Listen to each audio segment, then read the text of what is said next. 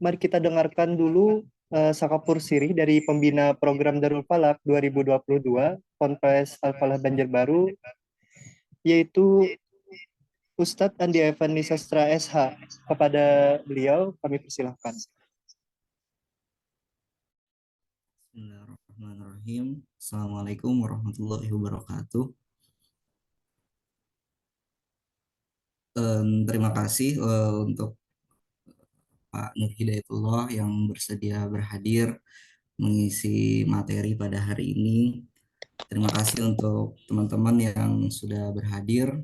Alhamdulillah ada dari UIN Antasari, ada dari Kandangan tadi, ada dari daerah-daerah di Kalsel juga. Eh, Kalau yang daftar lumayan banyak ya, ada yang dari Semarang, Bandung, dan Madura. Sekilas tentang program Darul Falak. Jadi di Pondok Pesantren Al Falah menyediakan beberapa program untuk santri. Ada program bahasa, tahfiz, Darul Hadis, Darul Mutun, dan yang terbaru Alhamdulillah ada Darul Falak. Darul Falak ini dimulai ketika di tahun 2022, angkatan pertama. Alhamdulillah ada 13 orang santri yang sudah belajar ilmu falak, baik ya dari hisab klasik, kontemporer, dan dari sejarah-sejarahnya. Alhamdulillah sekarang Darul Falak sudah berjalan di tahun kedua. Ada 30 orang santri di satu asrama. Jadi 30 orang santri ini fokus setiap malam dan setiap pagi gitu setelah sholat subuh belajar ilmu falak selama 1 tahun. Salah satu yang dipelajari itu ada kitab Khulasatul Wafiyah, dari kitab Khulasatul Wafiyah karangan Syekh Zubair Umar Al-Jalani. Ada juga syair Manzumah Daliyah karangan Syekh Muhammad Fakih Almas Kumambang. Untuk hisab kontemporernya di Darul Falak belajar epemeris hisab rukyat kemenak.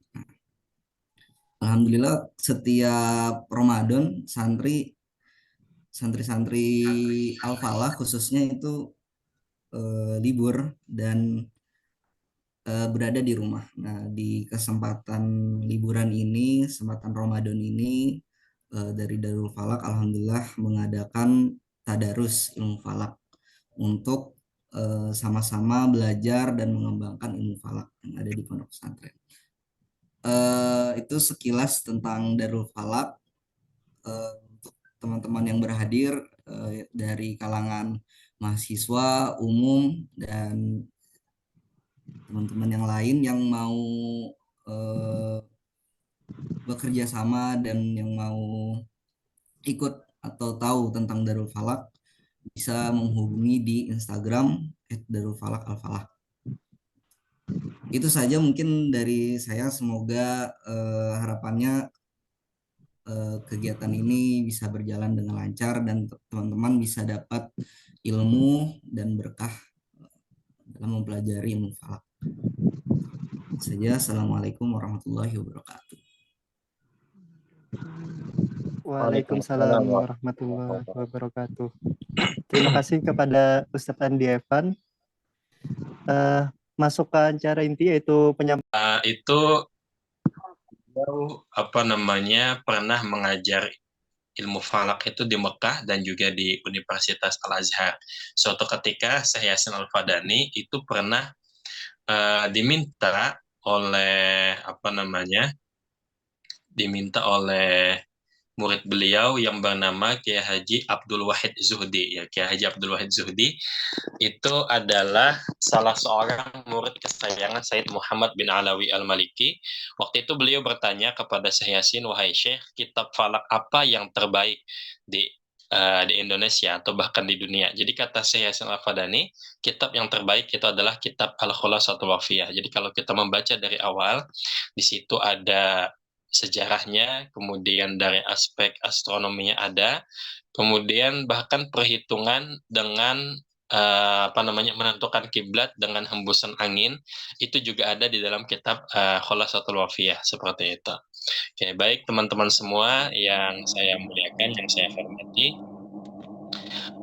saya akan menyampaikan langsung saja berkaitan tentang ilmu falak yang ada di Kalimantan Selatan. Materinya nanti yang saya tampilkan ini itu bisa kalian baca semua karena waktu kita cuma hanya setengah jam.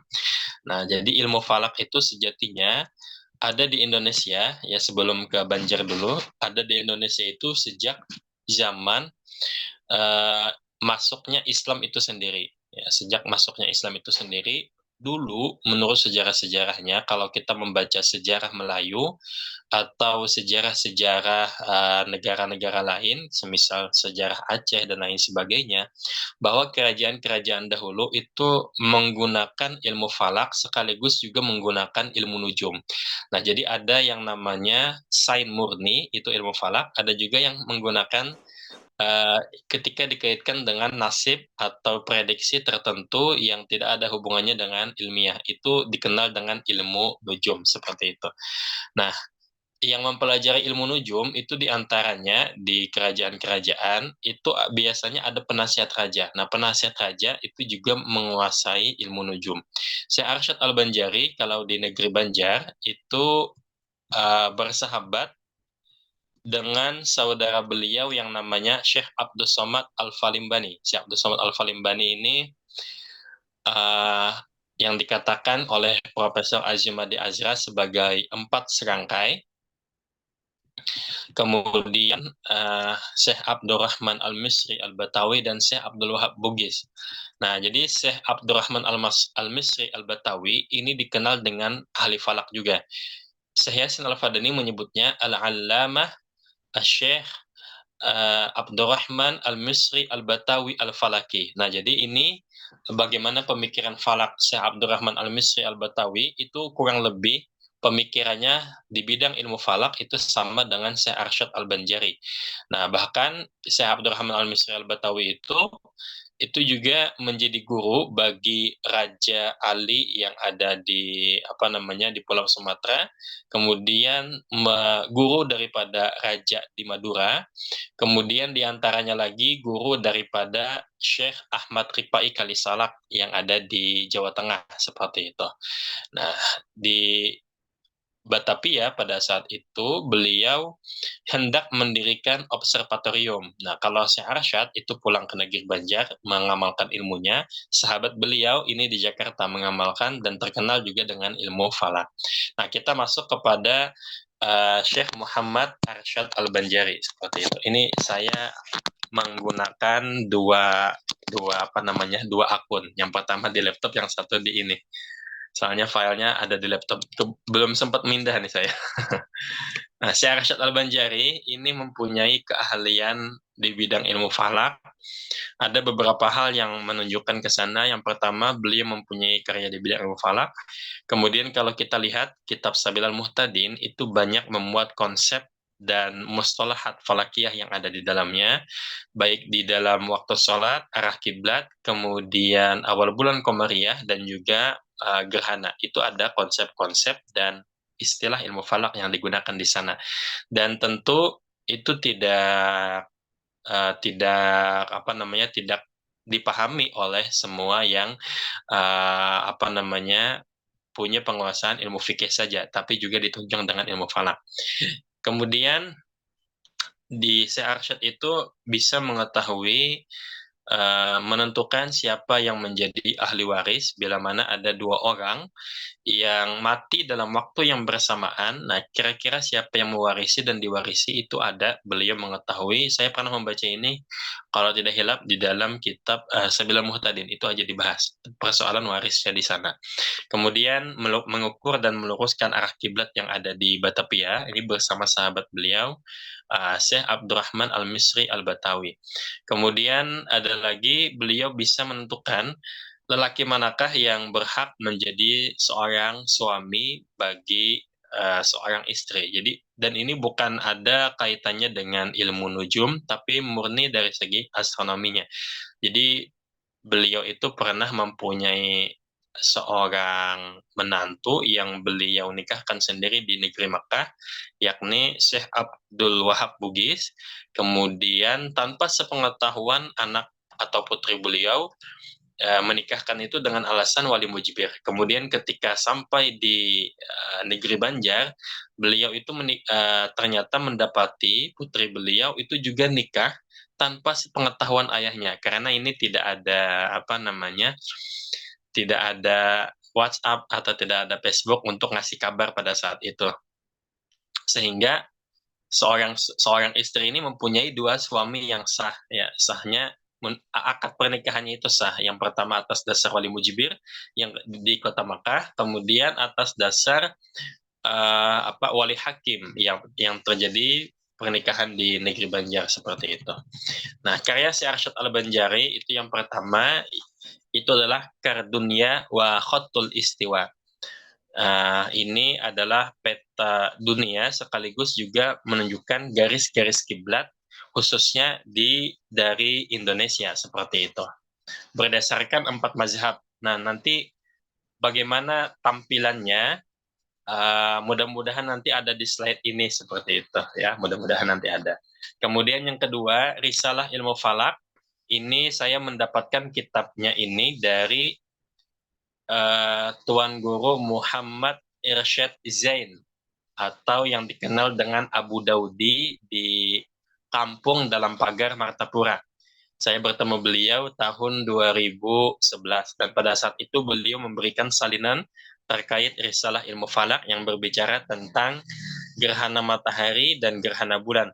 Namun yang mafqud atau yang hilang daripada risalah ini adalah jadwalnya. Biasanya kitab-kitab ilmu falak itu ada risalah sekaligus ada juga jadwalnya. Jadwal itu tabel untuk perhitungannya. Nah, jadi untuk langkah-langkahnya itu disebutkan dalam Risalah Ilmu Falak Syekh Arsyad Al-Banjari. Saya punya kopinya, barangkali nanti teman-teman Darul Falak yang ada di Ponpes Al-Falah hendak mengkaji kitab tersebut atau hendak mentahkiknya, saya persilahkan. Saya punya kopinya ya, tapi belum di PDF-kan ya, ada kopinya dari almarhum dahulu. Dan itu belum ada yang mentahkiknya seperti itu. Oke, kemudian karya yang ketiga di bidang ilmu falak yang ditulis oleh Syekh Arsyad berjudul Mas'alatul Qiblah fil Batawi. Isinya ini memuat tentang konsep fikih arah kiblat. Di situ juga ada sejarah. Kemudian secara umum isinya adalah perdebatan antara Syekh Arsyad Al-Banjari dengan Mufti Banten. Dialog, tanya jawab, dan di situ ditulis pada tahun 1772 ketika Syekh Arsyad Al-Banjari datang ke Nusantara dan singgah di Batavia pada saat itu. Jadi ketika beliau merubah kiblat tersebut sekitar 252 tahun yang lalu, dan bersamaan dengan kitab ini diluncurkan. Manuskripnya itu tersimpan di negeri Leiden, ya, di Leiden, koleksi daripada Sunak Hogron, seperti itu, orientalis yang pernah berdiam di Indonesia, seperti itu. Nah, kemudian berkaitan dengan Kardunia, ini peta dunia yang dibuat oleh Syekh Arsyad. Petanya itu menunjukkan posisi-posisi negara-negara Islam secara secara umum seperti itu. Dan di situ ada tertulis Martapura atau Borneo atau negeri Banjar di sana. Nah, yang di sebelah kanan ini adalah hasil salinan tangan daripada Syekh Arsyad Al-Banjari yang ditulis oleh generasi beliau, generasi keturunan maksudnya. Di situ yang di sebelah kanan ini disimpan di salah satu universitas yang ada di Malaysia, kalau tidak salah UKM kalau tidak salah atau apa gitu. Nah, kemudian yang di sebelah kiri yang ini itu disimpan itu diterbitkan ulang oleh tim bola bot, salah seorang dosen di bidang sains yang dimiliki oleh Universitas Islam Negeri Bandung yang dipelopori oleh Bapak Dr. Mada Sanjaya seperti itu. Nah, ini diantaranya, dan ini dijual. Ini terbuat dari tembaga seperti itu. Oke, ini karya Syekh Arsyad Al-Banjari. Ya, di sini ada keterangan tentang tenggelam matahari, kemudian bagaimana matahari pada saat istiwa dan seterusnya, menggunakan bahasa Melayu, ya, campuran bahasanya sini. Dan garis-garis ini menunjukkan yang pertama nih, kalau terlihat nggak ya yang saya tunjukkan ini. Nah, jadi tanda panah yang saya tunjukkan ini negeri Makkah dan ini kota negeri Banjar. Jadi arah, ya, garis yang ini menunjukkan tentang arah kiblat berdasarkan mazhab Imam Syafi'i seperti itu. Nah, nanti ada lagi berdasarkan mazhab Imam Malik, ya, ini 4 mazhab. Kemudian ada lagi garis yang ini konsep arah kiblat berdasarkan mazhab Imam Abu Hanifah. Kemudian ada juga mazhab Imam Ahmad bin Hambal seperti itu. Nah, ini nanti kalau dilihat filenya itu nanti bisa diperbesar seperti itu. Ya, filenya nanti akan saya kirimkan kemudian kepada panitia. Kemudian ini tentang risalah gerhana matahari atau risalah ilmu falak. Ya, ini ada yang bisa terlihat tulisannya dengan jelas. Ada juga yang tulisannya itu sudah bercampur dengan tinta, ya. Ya, jadi seperti ini ada tintanya luntur. Nah, mungkin dari teman-teman Darul Falak nanti bisa mentahqiq ulang kitab ini, karena mulai dari sejak ratusan tahun silam kitab risalah ini ditulis 3 tahun sebelum Syekh Arsyad meninggal dunia. Tahun berarti 1807 Masehi. Jadi usianya sudah 200 tahun lebih seperti itu. Nah, ini belum ada yang mentahqiq sampai saat ini. Jadi mulai ditulisnya Syekh Arsyad tahun 1807 sampai sekarang belum ada yang mentahqiq. Ya, saya kebetulan hendak mentahqiqnya itu juga waktunya juga terbatas seperti itu dengan kegiatan yang lain. Nah, mungkin teman-teman mahasiswa atau santri bisa nanti meminta kopinya, akan saya kirimkan dan bisa dipelajari seperti itu. Nah, ini karya Syekh Arsyad yang diimlakan Syekh Arsyad kepada putra beliau. Jadi anak Syekh Arsyad itu rata-rata bergelar mufti, kemudian ada juga yang bergelar qadhi. Ada bergelar qadhi, ada juga mufti. Ada juga gelar qadhi sekaligus mufti. Apa namanya istilahnya itu, bahasanya? Ada istilah khusus bagi mufti dan qadhi yang dalam sejarah Banjar itu. Nah, itu putra Syekh Arsyad yang terkenal ilmu falak itu namanya adalah Syekh Abdurrahim. Ya, Syekh Abdurrahim, putra Syekh Arsyad yang terkenal dengan ilmu falak. Ada juga namanya Syekh Ahmad bin Muhammad Arsyad Al-Banjari, alim juga. Kemudian Khalifah. Oke, nah Khalifah Syihabuddin, ya, Khalifah Syihabuddin. Jadi Khalifah itu berarti adalah dia seorang mufti sekaligus juga seorang qadhi. Nah, istilahnya adalah Khalifah. Nah, kemudian ada lagi yang alim namanya, tapi tidak dicatat dalam tidak dicatat dalam kitab-kitab manakib Syekh Arsyad, itu tidak tercatat. Namanya adalah Syekh Muhammad Yusuf bin Muhammad Arsyad Al-Banjari. Ini guru daripada Syekh Nawawi Al-Bantani. Namanya Syekh Muhammad Yusuf.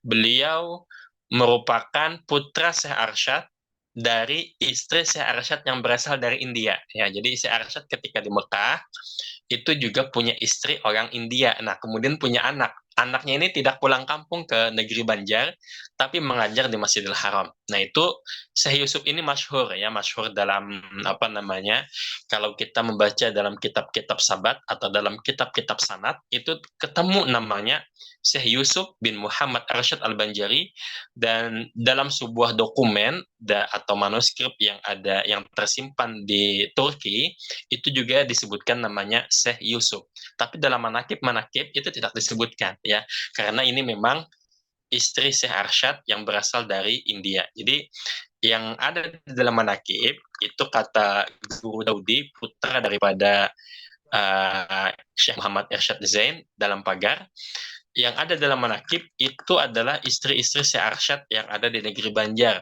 Sementara istri-istri beliau ketika di Mekah itu tidak tercatat seperti itu. Oke, kita lanjutkan.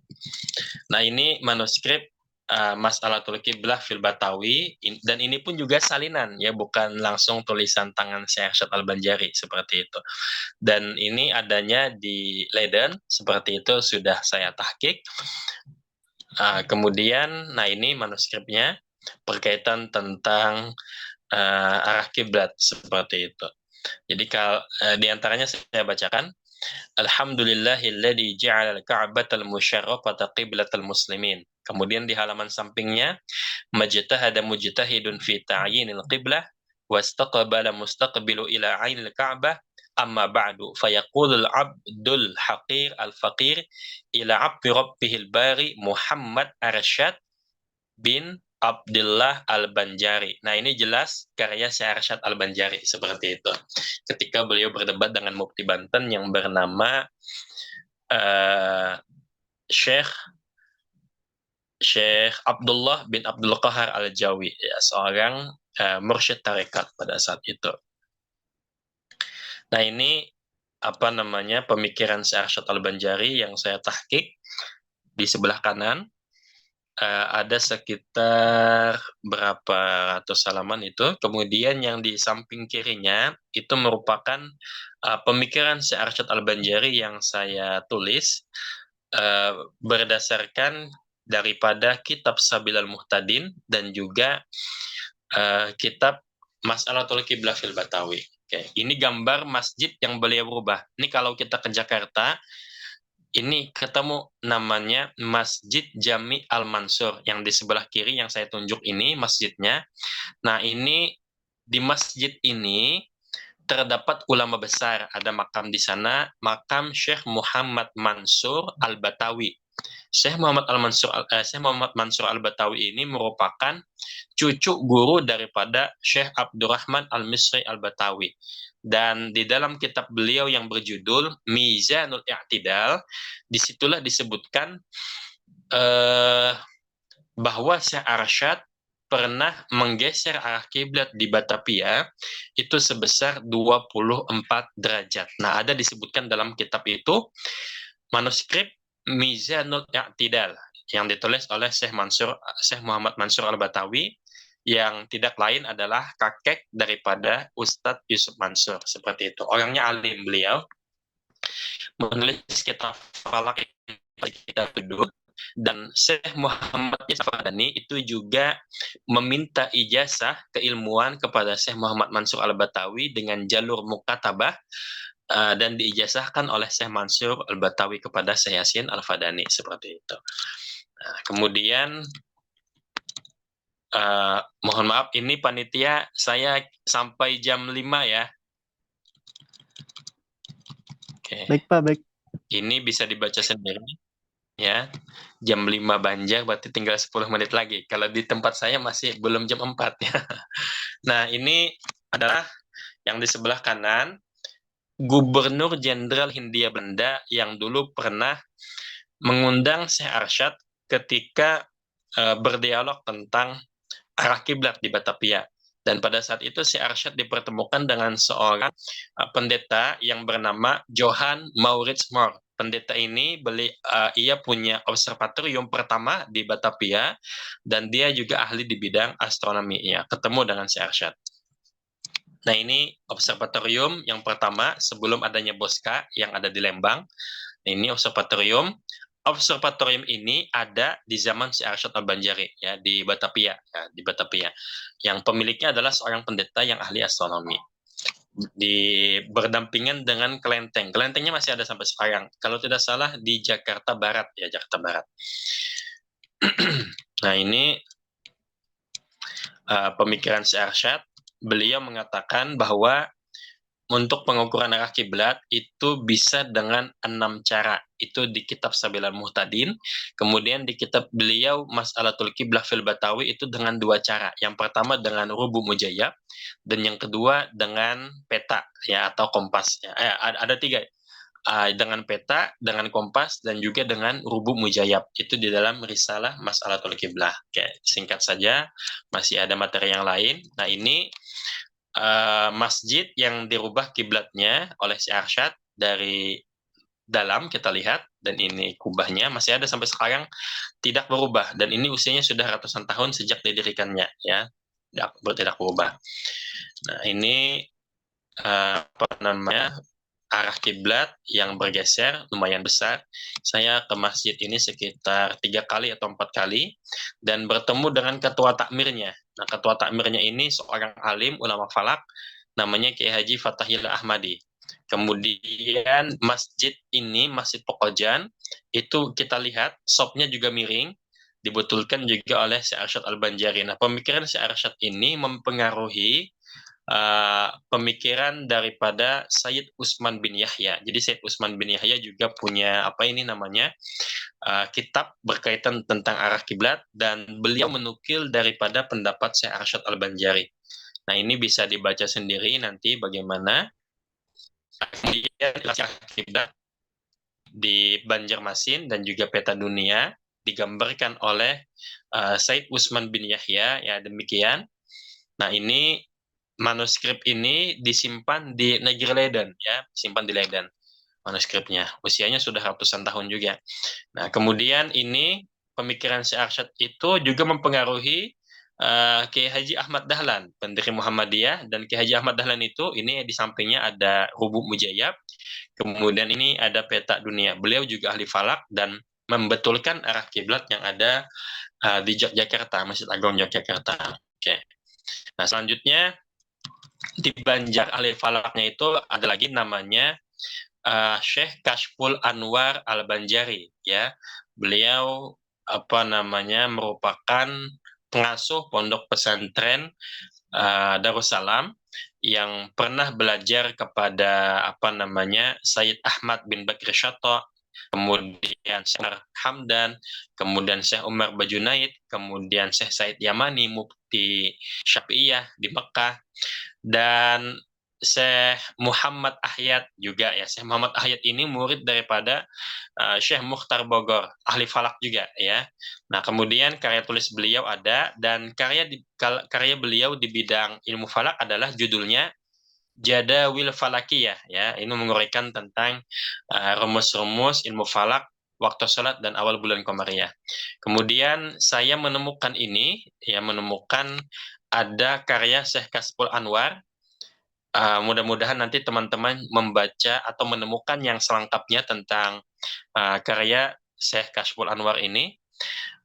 Dan karya ini sudah juga ditahqiq oleh Syekh Muhammad Salman Jalil, ya, penulis kitab Mukhtasarul Awqat fi Ilmi Muqaddad. Nah, ini tentang kapan awal bulan Qamariyah, Muharram, Safar, Rabiul Awal, Rabiul Tsani, hari apa jatuhnya, kemudian tinggi bulan berapa, selama beberapa tahun ini dituliskan dalam karya ini. Ya, termasuk semisal tahun kita, misal 14 berapa, nah itu disebutkan di sini ya. Nah, itu ada lagi kemarin, baru saja kemarin, tapi belum sempat saya membuat di PowerPoint ini, tentang data di apa namanya awal bulan Qamariyah, tapi ini hisabnya Urfi. Oke. Karya yang lain, ini tokoh Banjar yang lain adalah Syekh Salman Jalil, orang tua daripada Kiai Haji Hatim Salman atau Guru Wildan Salman juga.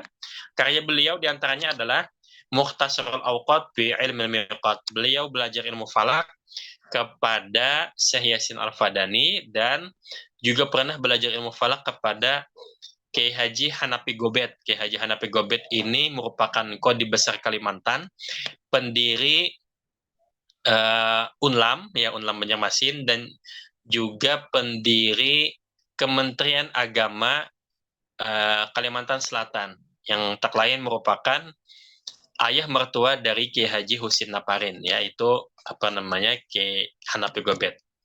Nah, ini karya Mukhtasarul Awqat bi Ilmi Miqat. Saya mendapatkannya ini di toko buku Darussalam Martapura. Harganya waktu itu saya beli tahun 2008 atau 2009, 3.500 atau 3.000 rupiah, ya murah. Nah, insya Allah teman-teman juga mendapatkan ya, atau sudah mempunyai yang ditahqiq juga oleh Guru Zaki kalau tak salah mentahqiqnya ini. Ya. Nah, kemudian ada ini Qadi Besar Kalimantan. Beliau punya karya bidang ilmu falak ada sekitar 100 berapa halaman gitu, tapi itu masih manuskrip ya. Nah, di antara karya nyata beliau adalah beliau yang menentukan arah kiblat Masjid Raya Sabilal Muhtadin Banjarmasin. Nah, ini Kiai Haji Hanapi Gobet. Anak beliau itu ada di dosen Antasari namanya Ibu Masun Hanafi, tapi sekarang sudah pensiun ya, beliau dosen falak. Ya, ada 84 halaman dan juga ada 24 halaman. Ya, jadi totalnya berapa itu ada sekitar 108 halaman. Itu karya beliau ya. Kemudian ada lagi tokoh falaknya Kiai Haji Mahfud Amin. Kiai Haji Mahfud Amin pendiri pesantren Ibnul Amin Pamangki. Nah, di antara murid beliau adalah Kiai Haji Muhammad Bakhit, dan beliau ini mempunyai karya di antaranya Al-Mahlulah fi Mukhtasar Al-Manahijil Hamidiyah. Al-Manahijil Hamidiyah ini kitab falak yang legendaris di Indonesia.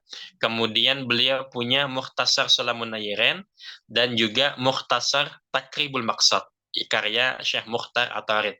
Nah, ini beliau belajar ilmu falak kepada Syekh Yasin Al-Fadani. Beliau punya murid yang ahli di bidang ilmu falak juga, di antaranya namanya Kiai Haji Masrani Hamdan. Dan saya pribadi pernah belajar kepada Kiai Haji Masrani Hamdan di Amuntai ya. Itu merupakan murid daripada Kiai Haji Mahfud Amin. Nah, selanjutnya ada juga karya di bidang ilmu falak ditulis oleh Kiai Haji Idam Khalid. Judulnya itu Bertamasya ke Cakrawala. Jadi ini tentang astronomi ya, perjalanan di tata surya. Nah, Bertamasya ke Cakrawala karya Kiai Haji Idam Khalid, dan ini menjadi buku tambahan ya, ilmu falak di pesantren Raha. Kemudian tokoh falak lainnya dari Banjar ada namanya Sayyid Hamid bin Alawi Al-Kaf. Beliau merupakan khalifah daripada Syekh Yasin Al-Fadani. Gelarnya adalah Al-Muhaddis Al-Falaki, mengajar di Masjidil Haram, dan beliau asli orang Banjar, tinggal di Kelayan, pernah mondok di pondok pesantren Darussalam Martapura. Setelah dari Martapura, beliau ke kota Mekah dan menjadi khalifah Syekh Yasin Al-Fadani. Oke. Kemudian tokoh falaknya lagi adalah Hajah Masmunah Hanafi. Ini dosen falak perempuan di Indonesia. Ibu Masmunah Hanafi usianya sekarang 72 tahun lah, kurang lebih seperti itu ya. Hajah Masmunah Hanafi. Putra beliau itu sekarang ada di Kanwil, namanya Bapak Mubarak ya. Mubarak itu ahli falak juga beliau. Nah, jadi setelah saya baca karya-karya ulama kita, itu ada yang berkaitan tentang falak syar'i, ada juga kitab fikihnya, ada astronomi tradisional, dan juga ada astrologi. Nah, ini bisa dibaca. Nah, ini astronomi atau kegiatan falak yang ada di Kalimantan Tengah. Ini orang Dayak mengamati bayang-bayang matahari. Nah, itu juga ada. Saya mendapatkan foto ini dalam sebuah buku, kalau tidak salah judulnya History of Astronomy, sejarah astronomi yang ditulis oleh orang Barat. Ya, itu bukunya tebal, dan yang di sebelah kanan ini jadwal Imsakiyah yang ada di Batavia, tapi menggunakan bendera Turki Utsmani seperti itu. Nah, ini ulama falak Nusantara yang lainnya, Syekh Yasin Al-Fadani. Di sini saya sampaikan sanadnya. Nah, ini siapa-siapa guru Syekh Yasin di bidang ilmu falak, setidaknya ada 15 guru. Kemudian, nah ini jalur sanatnya. Bisa dilihat ya. Ini satu jalur sanat Syekh Yasin Al-Fadani. Nah, di bawah Syekh Yasin Al-Fadani, bisa kalian tambahkan, di bawah Syekh Yasin Al-Fadani, itu ada Kiai Haji Salman Jalil Martapura, ada Haji Amin Famaki, kemudian ada Kiai Haji Hatim Salman. Nah, itu sanatnya. Jadi saya mengambil sanat dari Kiai Haji apa namanya, Kiai Haji Masrani Hamdan. Kiai Haji Masrani Hamdan mengambil sanad daripada Kiai Haji Mahfud Amin. Kiai Haji Mahfud Amin mengambil sanad daripada Syekh Yasin Al-Fadani, dan seterusnya. Ini ilustrasinya yang saya buat ya, jalur sanadnya. Dari satu jalur. Oke. Nanti bisa kalian tambahkan setelah Syekh Yasin Al-Fadani, Kiai Mahfud Amin, kemudian Kiai Salman Jalil, kemudian Kiai Haji Hatim Salman. Nah, saya mengambil daripada Kiai Haji apa namanya, Mahfud Amin turun ke bawah Kiai Haji Masrani Hamdan, Kiai Haji Masrani Hamdan turun ke saya, seperti itu. Saya juga pernah diskusi dialog tanya jawab kepada Kiai Haji Hatim Salman, juga pernah satu kali ya. Nah, ini jalur yang lain, ya jalur yang lain juga dari Syekh Yasin Al-Fadani. Ini bisa dibaca. Nah, ini sudah lewat jamnya nih. Sudah jam 5 lebih ya kalau di apa namanya, di Banjar. Oke, demikian dari saya, mudah-mudahan bermanfaat. Assalamualaikum warahmatullahi wabarakatuh. Waalaikumsalam warahmatullahi wabarakatuh. Oke, saya silakan kepada moderator. Silakan moderator. Baik Pak, waktu untuk pertemuan mungkin bisa kita panjang karena banyak dari materi Bapak mungkin yang tidak tersampaikan ya Pak. Atau kita masuk ke pertanyaan aja Pak. Ya boleh, pertanyaan. Pertanyaan. Kalau di sini jam 4, di Banjar mau buka ntar ya, jam 5 sudah di sana. Baik Pak. Baik, ada pertanyaan dari peserta?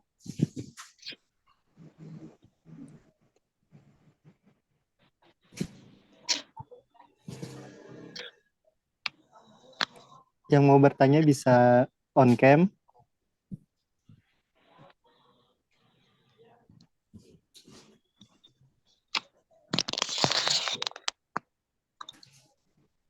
Baik, kalau begitu saya aja Pak. Saya tadi silakan. nyimak bahwa banyak dari manuskrip-manuskrip kuno tersebut yang disimpan di Leiden, Belanda. Nah itu usaha-usaha mungkin dari kayak Bapak peneliti dan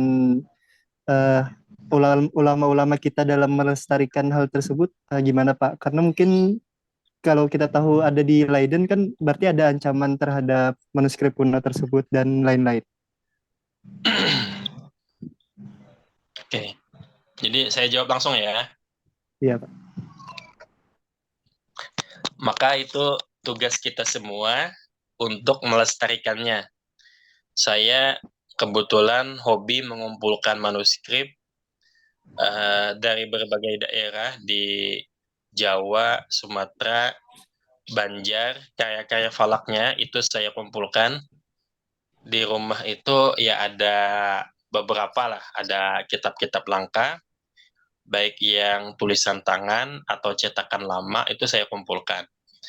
Termasuk juga karya-karya ulama yang ada di Banjar, itu juga saya kumpulkan. Ya, di bidang ilmu falak juga saya kumpulkan seperti itu. Nah, itu tanggung jawabnya ada kepada para para peneliti yang konsen di bidang ilmu falak, termasuk juga merupakan bagian tanggung jawab daripada Darul Falak Al-Falah itu sendiri ya, karena untuk saat ini kebetulan ada juga Ustadz Evan di sana, kemudian sudah mengkader para santrinya plastik dan jam modern.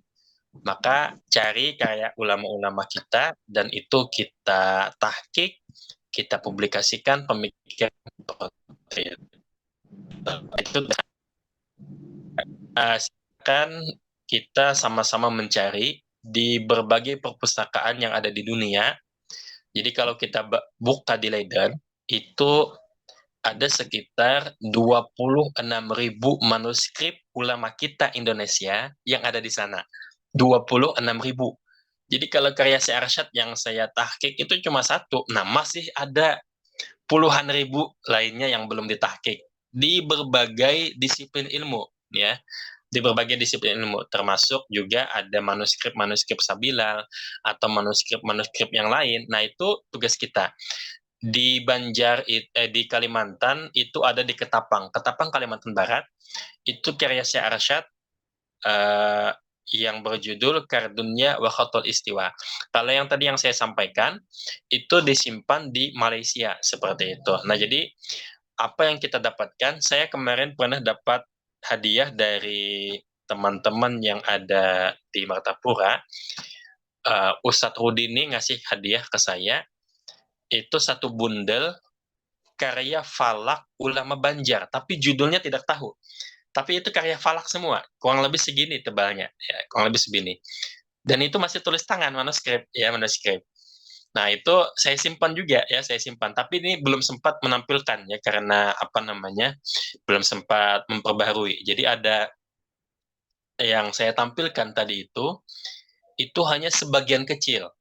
Sebagian besarnya masih belum terkuak, ya, masih belum terkuak. Tapi saya pernah juga membaca ada Mufti Jamaluddin yang di Sungai Jingah. Nah, itu juga ada karya di bidang falaknya, ya, ada di bidang falaknya. Dan baru sempat saya menyimpan, saya save, ya, saya save-nya itu di HP saya, tidak sempat pindah ke laptop juga ada. Nah, termasuk saya pernah kemarin itu sekitar setahun atau 2-3 tahun yang lalu itu main ke dalam pagar. Di situ saya ditunjukkan manuskrip, ada berapa kotak gitu, berapa koper manuskrip. Dan di situ juga ada yang berkaitan tentang ilmu falak. Kemudian di daerah Marabahan itu ada manuskrip sekitar 6 koper manuskrip, semuanya tulis tangan. Dan semuanya itu karya ulama Banjar, ya, 6 koper. Ada lagi di daerah Kota Baru, daerah Kalimantan Tenggara, ya. Nah, di situ juga ada manuskrip-manuskrip, ya, ada daripada zuriat Syekh Abdurrahman Siddiq. Nah, itu juga ada seperti itu. Jadi sejatinya karya-karyanya banyak tapi belum terhimpun. Nah, mudah-mudahan nanti dari adanya Darul Falak ini itu juga bisa menindaklanjuti, dibikin ada divisi manuskrip, tahqiq, kemudian ada pengembangan sains teknologi di bidang ilmu falak. Sejatinya kalau kita melihat ilmu falak itu hanya dari sisi teknologi, maka kita akan kehilangan khazanah keilmuan ulama-ulama dahulu. Jadi harus kita ini juga kita perhatikan yang ulama-ulama klasik, ya. Dan saya sangat bersyukur tadi kitab Khulasatul Wafiyah itu juga diajarkan. Dan kitab Khulasatul Wafiyah itu kalau kita paham satu kitab ini, insya Allah membaca kitab-kitab falak yang lainnya itu akan paham, ya. Jadi kalau sudah membaca kitab Khulasah, insya Allah kitab-kitab yang lainnya itu juga akan mudah kita pahami, karena kitab ini disarikan dari berbagai kitab-kitab besar, disusun secara sistematis oleh Kiai Zubair Umar Al-Jailani. Oke, itu jawaban dari saya. Wallahu a'lam bishawab. Yang kali ada yang lain? Baik, apakah ada pertanyaan para peserta? Ya, bisa mic-nya di-on-kan, Reza Aditya. Tes, apakah terdengar suara saya? Iya, kedengaran. Oke, baik. Pertama, terima kasih pada Bapak atas penyampaian materinya. Perkenalkan, nama saya Muhammad Reza Aditya dari Universitas Lambung Mangkurat. Izin bertanya, Pak. Tadi kan ada dijelaskan tentang Syekh Arsyad yang menggunakan ilmu falak tentang kejadian ahli waris Nah, mohon maaf, itu ulun agak kurang paham. Bisakah lebih dijelaskan lagi dan digambarkan bagaimana kasusnya itu? Terima kasih, Hmm. Ustaz. Oke.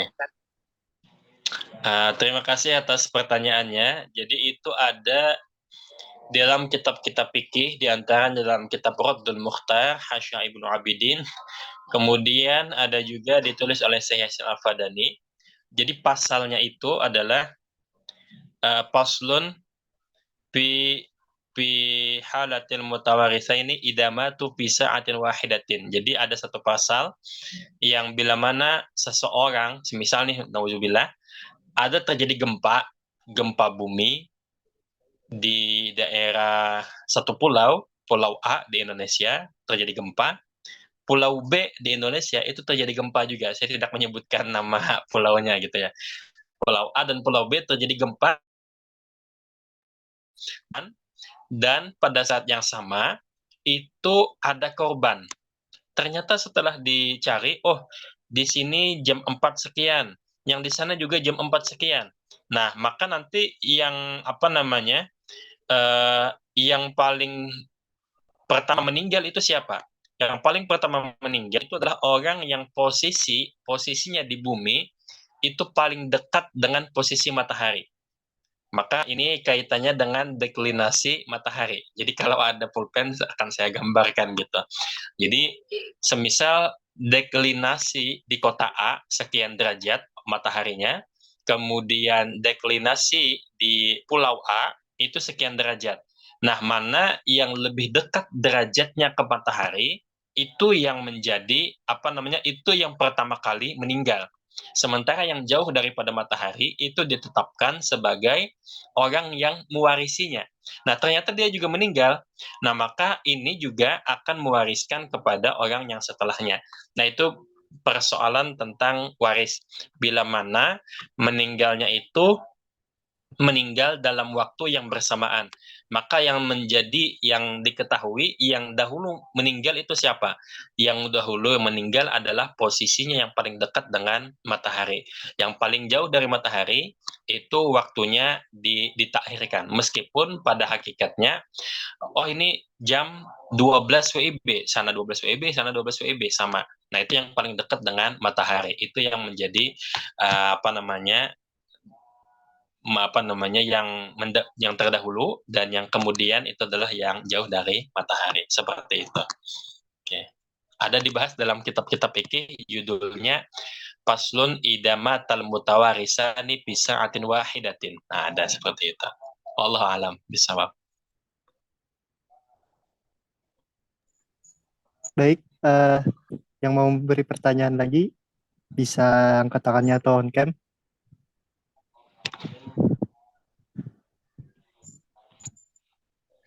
Oke. Mungkin bisa nih, kita tahu kan Pak banyak dijelaskan di manakib Syekh Muhammad Arsyad bahwa pernah kejadian beliau di kapal seorang Belanda mengukur kedalaman laut dengan melihat warna dari laut tersebut. Nah, itu mungkin bisa dijelaskan lebih detail gimana kejadiannya, Pak?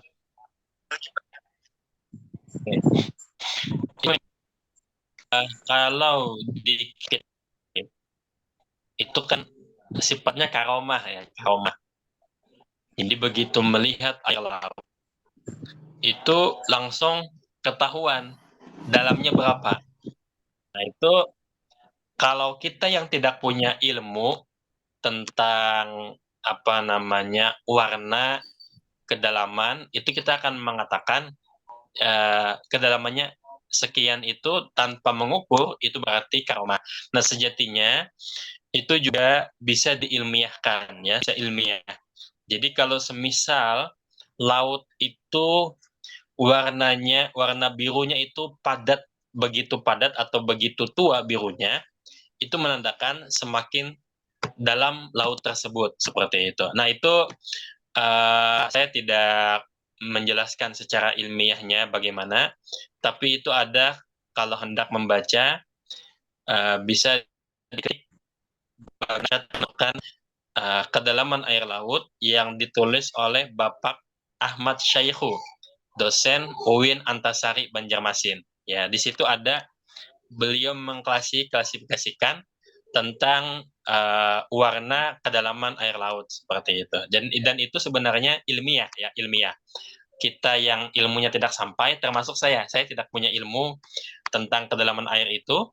Nah, itu akhirnya mengatakan itu adalah karomah seperti itu ya. Jadi memang karomah benar adanya demikian. Wallahu a'lam bishawab.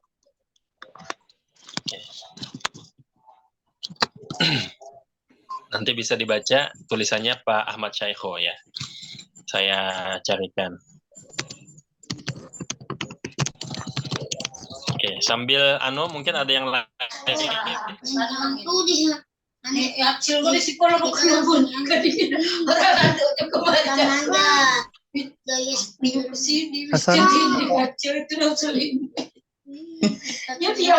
Hasan, apakah ada pertanyaan Hasan?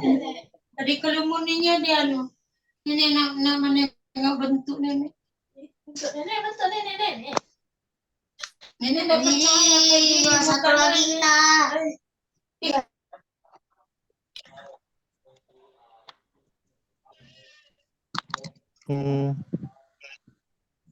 Baik, kepada Hasan. Waalaikumsalam warahmatullahi wabarakatuh. Warahmatullahi wabarakatuh. Ya, waalaikumsalam warahmatullahi wabarakatuh. Terima kasih kepada Bapak Nur Hidayat telah mengisi acara kami, Bapak, acara Tadarus Ilmu Falak. Ya. Kesempatan ini saya ingin bertanya, apakah yang Bapak maksud tadi yang lebih dekat dengan deklinasi matahari itu lebih dekat ke arah barat? Apakah seperti itu atau bukan? Ya. Jadi jauh dekat ya, yang jauh dekat tidaknya itu yang pertama bisa ditentukan timur baratnya, itu yang pertama. Yang kedua berpengaruh juga dan lintang. Kalau timur dan barat itu berkaitan dengan bujur geografis. Nah, kalau sama-sama, jadi kalau semisal ada yang di timur, kemudian juga ada yang di barat, otomatis itu sudah lebih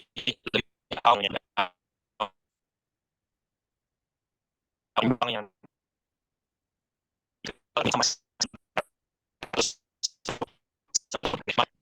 lintangnya. Nah, lintangnya itu nanti berapa nilainya, kemudian deklinasi matahari itu berapa nilainya. Nah, kalau semisal deklinasi matahari dengan lintang tempat itu selisihnya sedikit, maka dia dikatakan yang dekat dengan matahari. Tapi kalau semisal sesama lintang, tapi yang satu sesama bujur, tapi yang satu lintangnya itu negatif, sementara deklinasi matahari itu positif, berarti interval keduanya itu ada banyak. Nah, sehingga kalau ada banyak itu terakhir yang terkemudian. Yang paling awal itu adalah yang dekat dengan matahari seperti itu. Baik timur baratnya ataupun lintang bujurnya. Ya, bujurnya ataupun lintangnya seperti itu. Ya, kalau berkaitan lintang, maka di bumi itu ada lintang, di langitnya itu ada deklinasi matahari seperti itu. Wallahu a'lam bishawab. Oke, nanti tasawurnya bagaimana di papan tulis itu bisa dijelaskan oleh Ustadz Evan seperti itu. Jadi antara deklinasi dan lintang yang ada geografis bumi seperti itu. Wallahu a'lam. Oke, ada lagi? Pertanyaan terakhir mungkin. Yang mau bertanya bisa on cam atau angkat tangannya.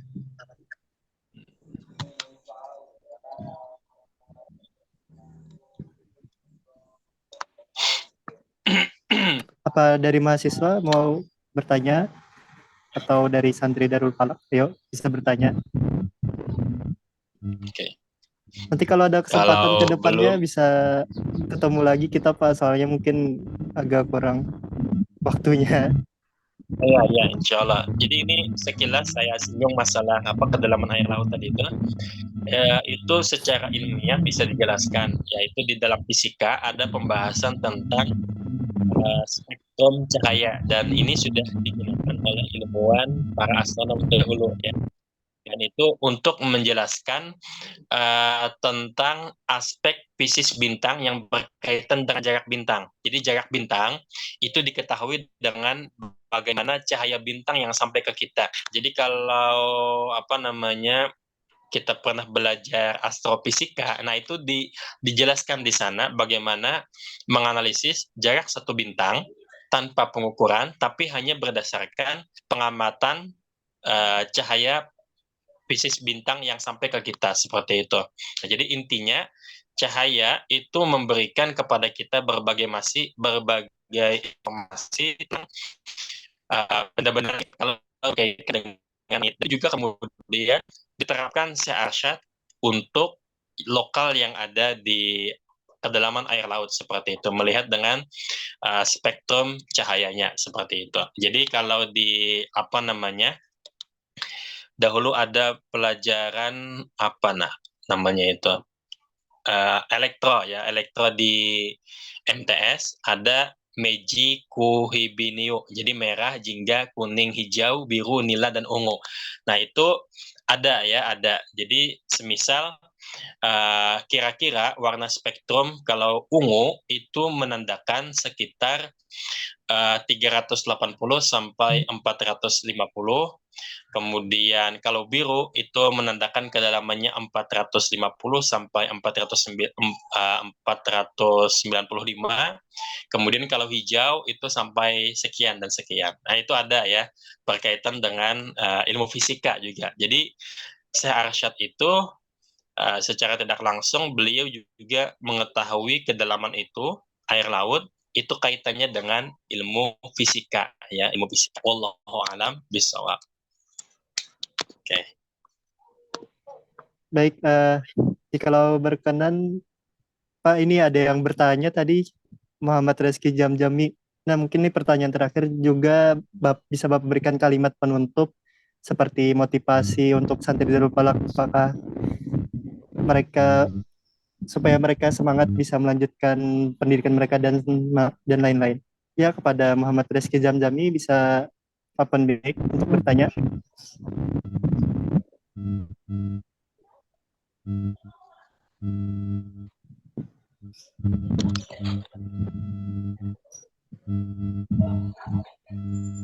Maaf, nggak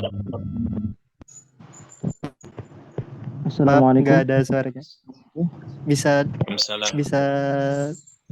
ya. Ada suaranya, Tat? Ada. Ya, saya mau bertanya, Pak Ustadz. Di pondok-pondok Salafi masih diajarkan kitab Sulamun Nairan. Nah, itu kitab itu apakah masih bisa dipakai sampai saat ini dan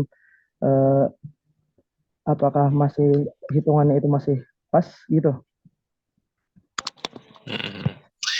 Jadi kitab Sulamun Nairan di pesantren-pesantren salaf itu diajarkan, apakah masih relevan untuk dipelajari ya? Untuk dipelajari senantiasa relevan ya untuk penelitian dan lain sebagainya. Tapi kalau kita menggunakan kitab Sulamun Nairan menentukan awal bulan Qamariyah, maka sejatinya kitab itu kita harus gunakan juga standarnya. Jadi standar Ikan ya, kalau di Sulmul Dakhilab itu 5 derajat. Jadi kalau kita menggunakan insya Allah senantiasa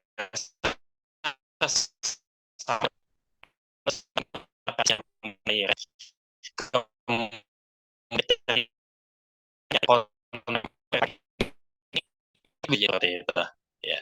Nah, jadi apa namanya bagusnya kitab Mizal I'dal oleh Syekh Mansur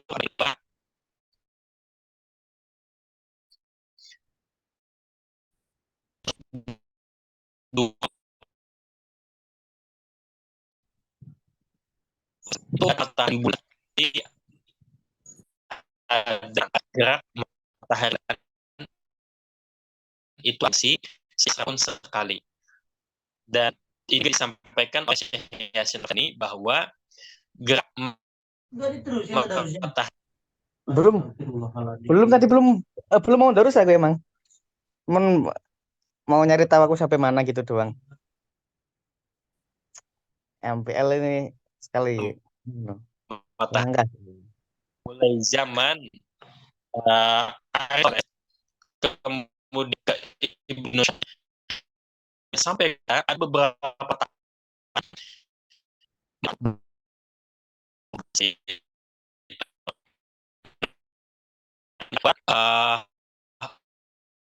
apa perubahan itu ya berubah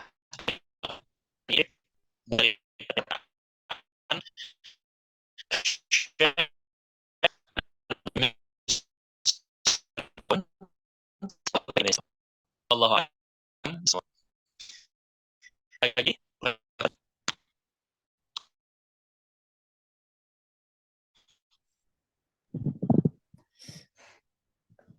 Baik, kami ucapkan terima kasih kepada Bapak Ustadz Nur Hidayatullah atas partisipasinya dapat berhadir pada Tadarus Ilmu Falak hari ini. Sebelum saya tutup, mungkin kita foto bersama dulu. Para peserta bisa on cam semua. Ya, on cam.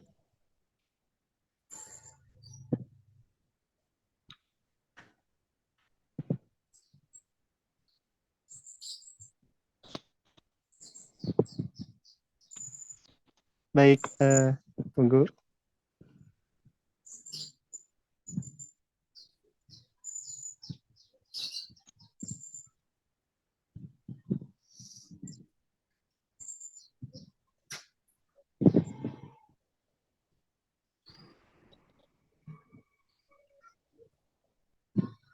Ya. Terima kasih banyak Ustadz Hidayatullah atas partisipasinya pada sore hari ini. Kepada teman-teman, jikalau ada salah dan khilaf dalam pelaksanaan acara pada sore hari ini, mohon dimaafkan.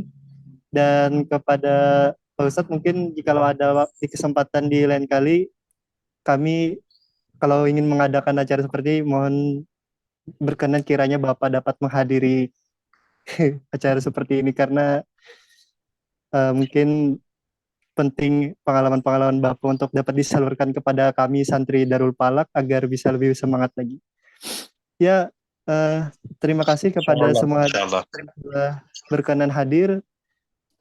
Dengan ini saya tutup acara pada sore hari ini dengan mengucap alhamdulillahirabbil alamin. Ya, selamat sore semua dan selamat berbuka puasa. Dan wassalamualaikum warahmatullahi wabarakatuh. Waalaikumsalam warahmatullahi wabarakatuh. Ya. Terima kasih Pak Nur sudah mau mengisi.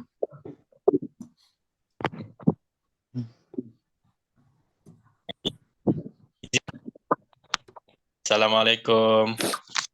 Waalaikumsalam.